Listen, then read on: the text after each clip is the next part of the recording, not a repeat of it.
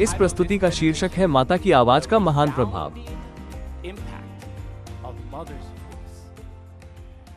आप सब कैसे हैं? मैं एक टेस्ट से आपके साथ जुड़ना चाहता हूं। लेकिन टेस्ट के लिए मुझे आपकी सहायता की जरूरत है। क्या आप कृपया मेरी मदद कर सकते हैं? मैं जो पूछने जा रहा हूं वो सच में आसान है। ये सच में सरल है। यहाँ स्क्रीन पर आप एक गणित की समस्या देख सकते हैं। जिस व्यक्ति को मैं बुलाऊंगा वो गणित की समस्या को हल करने और समझाने के लिए आगे आएगा। तब कौन आगे आएगा?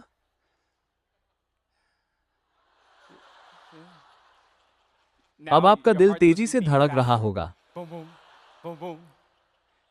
यदि मैं सच में आपको बुलाऊं और आपको गणित की समस्या को हल करने के लिए आगे आने के लिए कहूं, तो आप थोड़ा तनाव में हो सकते हैं, फिर चाहे समस्या आसान हो या कठिन।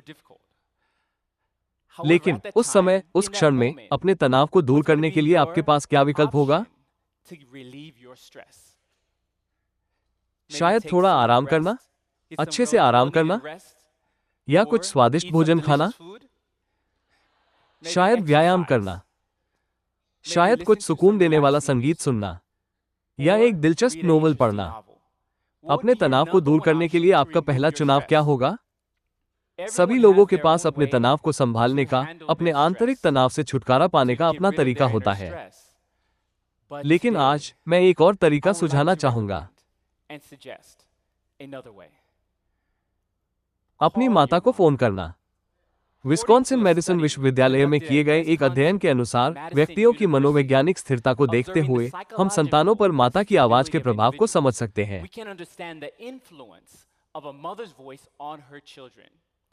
लेस्ली सेल्ज़र एक जैविक मानव विज्ञानी, उन्होंने 7 से 12 वर्ष की आयु के बच्चों के एक समूह को बिना तैयारी के एक भाषण तथा कुछ गणित की समस्याओं के साथ अजनबियों के एक पैनल के सामने परीक्षण कराया, जैसा कि मैंने आपसे करने को कहा था। उस पल बच्चों के हृदय तेजी से धड़क रहे थे, वे बहुत घबराए हुए थे, और कोर्टिसोल का स्तर आसमान छूने लगा। कोर्टिसोल एक हार्मोन है जो सीधे तनाव से संबंधित है। फिर बच्चों को 3 अलग अलग समूहों में विभाजित किया गया। पहले समूह को उनकी माताओं द्वारा व्यक्तिगत रूप से दिलासा दिया गया था। दूसरे समूह ने ऐसा वीडियो देखा जो भावनात्मक नहीं था, और तीसरे समूह को एक टेलीफोन दिया गया। सोचिए कि लाइन पर कौन होगा? मम्मी, उनकी माताएं। और उनकी माताओं की आवाज का प्रभाव उल्लेखनीय था। तो क्या आप परिणामों की कल्पना कर सकते हैं? बेशक, पहला समूह जिसने अपनी माताओं के साथ बातचीत की, उन्होंने आराम महसूस किया,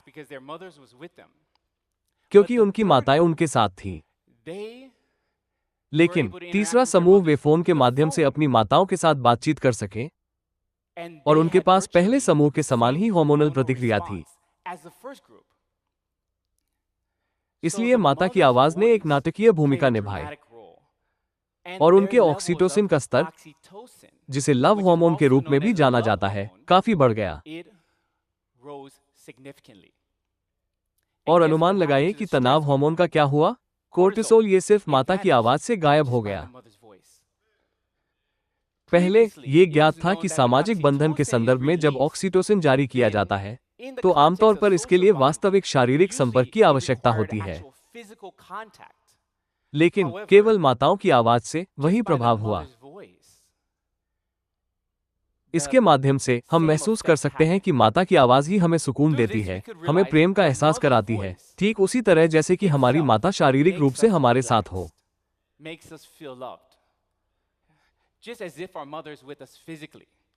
तब आपने शायद यही उम्मीद की होगी, लेकिन हमारी माता की आवाज हमें मनोवैज्ञानिक स्थिरता देने से कहीं अधिक काम करती है। यह उससे भी अधिक कार्य करती है। इसलिए Stanford university school of medicine ने माता की आवाज सुनकर मस्तिष्क की गतिविधि के बारे में अध्ययन किया।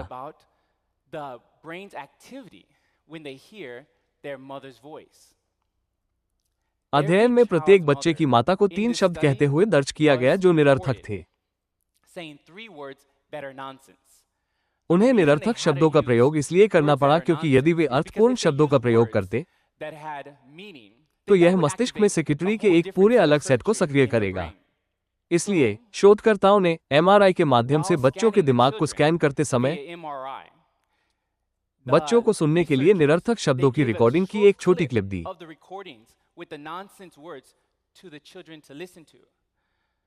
कुछ रिकॉर्डिंग में उनकी माता की आवाज थी और कुछ रिकॉर्डिंग में असंबंधित महिलाओं की आवाज थी। जब ये हो रहा था तो उन्होंने ध्यान से मस्तिष्क की प्रतिक्रियाओं को देखा और आश्चर्यजनक रूप से बच्चे अपनी माताओं की आवाज को असाधारण सटीकता के साथ पहचान सकते थे। भले ही उन्होंने इतनी छोटी सी क्लिप सुनी, भले ही वो 1 सेकंड से भी कम समय की थी, लेकिन उन्होंने अपनी माता की आवाज को 97% सटीकता के साथ पहचाना। एमआरआई के परिणाम भी आश्चर्यजनक थे।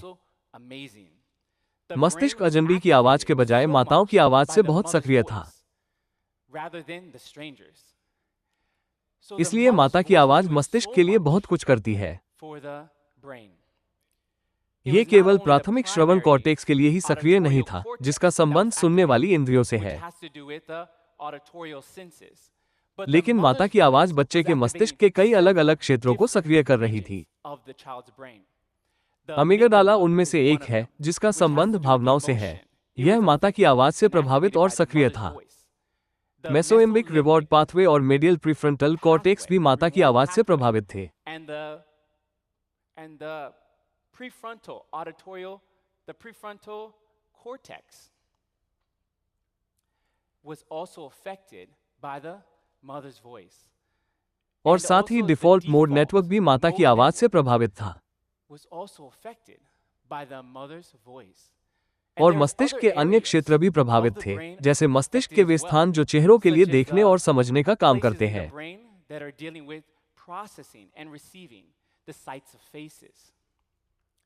ये सभी क्षेत्र प्रभावित हुए और वे माता की आवाज से सक्रिय हुए। यहाँ अध्ययनों में ये देखा गया कि जिन बच्चों के मस्तिष्क के ये सभी क्षेत्र प्रभावित थे, उनमें सामाजिक संचार कौशल बेहतर था, क्योंकि वे माता की आवाज से अधिक सक्रिय थे।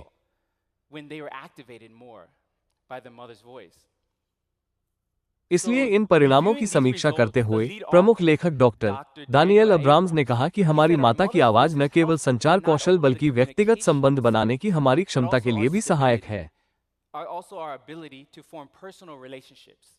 जब बच्चे अपनी माता के साथ अधिक समय बिताते हैं और अपनी माता की आवाज को अधिक सुनते हैं, तो उनकी माता की आवाज उन्हें सफलतापूर्वक विकसित करती है और दूसरों के साथ सद्भाव में रहने देती है। इस तरह एक माता की आवाज का हम मनुष्यों पर बहुत बड़ा प्रभाव पड़ता है। तब क्या वो केवल भौतिक शरीरों के लिए है?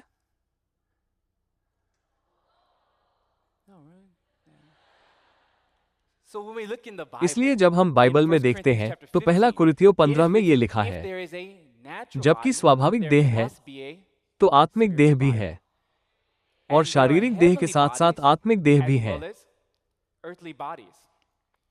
तब हमारे पास शारीरिक देह है, लेकिन हम परमेश्वर से आत्मा की देह कैसे प्राप्त कर सकते हैं? जब हम प्रकाशित वाक्य अध्याय 4 आयत 11 और रोमियो अध्याय 1 आयत 20 देखते हैं, तो ये कहता है कि परमेश्वर की इच्छा से सभी चीजें बनाई गईं और परमेश्वर के द्वारा बनाई वस्तुओं के द्वारा परमेश्वर के अदृश्य गुण, उनके ईश्वरीय स्वभाव को स्पष्ट रूप से देखा जा सकता है।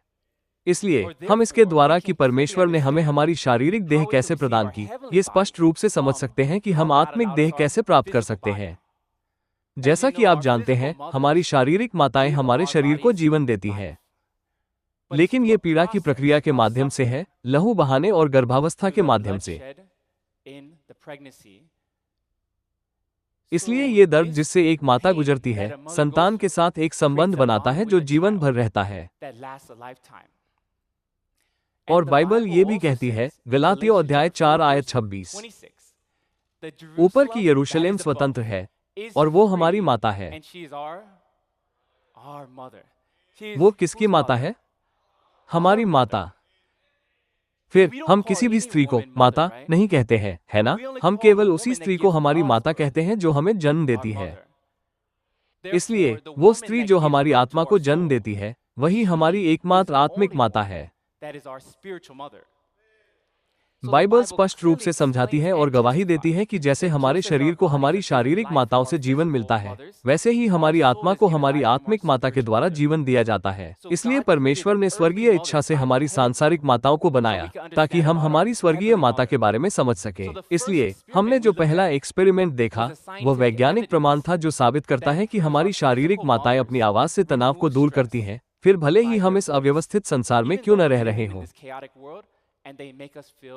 और वे हमें प्रेम का एहसास कराती हैं। तब हमारी स्वर्गीय माता, उनकी आवाज हमारे पापों के कारण हमारी आत्माओं को होने वाली पीड़ा को हटाती है और शुद्ध करती है और हमें प्रेम का एहसास कराती है।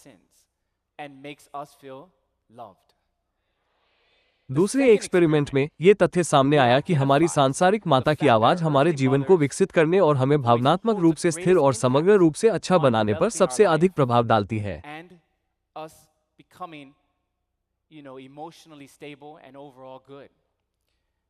इससे पता चलता है कि हमारी स्वर्गीय माता की आवाज में हमें बदलने, नया बनाने और अपने हर शब्द के द्वारा हमें पूर्ण करने का सबसे बड़ा अधिकार है। सभी बातों पर ध्यान से विचार करते हुए प्रत्येक व्यक्तिगत समस्या का समाधान तब किया जा सकता है जब हम अपनी स्वर्गीय माता की आवाज को सुनते हैं और उनका पालन करते हैं। उनकी आवाज हमारे मस्तिष्क को पुनः सक्रिय कर देती है। ये हमारी आत्माओं को नया बनाती है। तब वैज्ञानिक प्रमाणों के अनुसार बातचीत की कमी और टूटी एकता से उत्पन्न होने वाली सभी समस्याओं के लिए संसार को क्या करने की आवश्यकता है?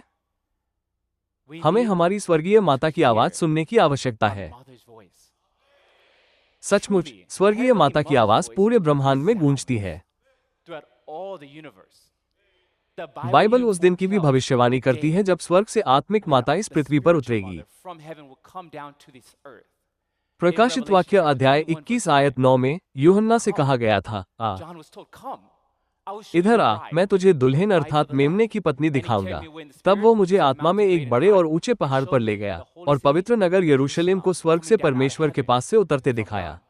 बाइबल स्पष्ट रूप से और सजीव रूप से हमारी स्वर्गीय माता के स्वर्ग से इस पृथ्वी पर उतरने का वर्णन करती है। फिर उन्हें इस पृथ्वी पर आने की आवश्यकता क्यों है? हमें उनकी आवाज सुनने की आवश्यकता है। इसलिए बाइबल हमें दिखाती है कि हमारी स्वर्गीय माता पृथ्वी पर शरीर में प्रकट होंगी ताकि हम उनकी आवाज सुन सकें। चूंकि बाइबल के प्रमाण पर्याप्त नहीं थे, इसलिए परमेश्वर ने हमें वैज्ञानिक प्रमाण भी दिए हैं ताकि हम यह महसूस कर सकें कि परमेश्वर ने हमसे क्यों कहा कि हमारी आत्मिक माता स्वर्ग से इस पृथ्वी पर उतरेगी। वो शरीर में प्रकट हुई है ताकि हम उनकी आवाज को सुन सकें जो हमें प्रभावित करती है, जो कोई और नहीं कर सकता। और वह हमें बदलती है ताकि हम बचाए जा सकें और उनकी संतान बन सकें। इसलिए किसी भी क्षण स्वर्गीय माता हमें, जो सबसे कमजोर है, सबसे शक्तिशाली जाति बना सकती है। जब हम जानते हैं, जब हम आज्ञा पालन करते हैं और जब हम अपनी स्वर्गीय माता पर पूर्ण विश्वास करते हैं। अंत में एक इनकार न किया जा सकने वाला तथ्य है, हमें अपनी स्वर्गीय माता की आवाज सुनने की अत्यंत आवश्यकता है, अपने और अपने आसपास के लोगों के लाभ के लिए जितना संभव हो सके। फिर स्वर्गीय माता की आवाज का हम पर अद्वितीय प्रभाव क्यों पड़ता है? जिस प्रकार हमारी शारीरिक माताओं ने 9 महीनों तक दर्दनाक पीड़ा के माध्यम से हमारे साथ एक अटूट संबंध बनाया, उसी प्रकार स्वर्ग से हमारी स्वर्गीय माता ने 6000 वर्ष के अपने गुप्त बलिदान के माध्यम से हमें नया बनाया ताकि हमें संपूर्ण बनाया जा सके और उनके प्रेम, उनके अथक प्रेम के द्वारा जिसे उन्होंने हमें अपनी आवाज से, अपने वचनों के माध्यम से दिया, हमें अपनी संतान बनाया।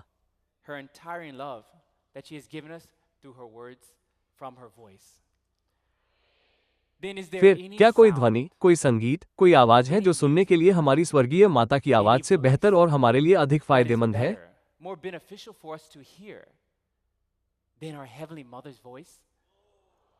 ठोस सबूतों के अनुसार मुझे लगता है कि इस समय आप उत्तर जानते हैं। स्वर्गीय माता, हमें अपने बलिदान के माध्यम से अपना अमर प्रेम और धीरज देने के लिए आपका बहुत बहुत धन्यवाद।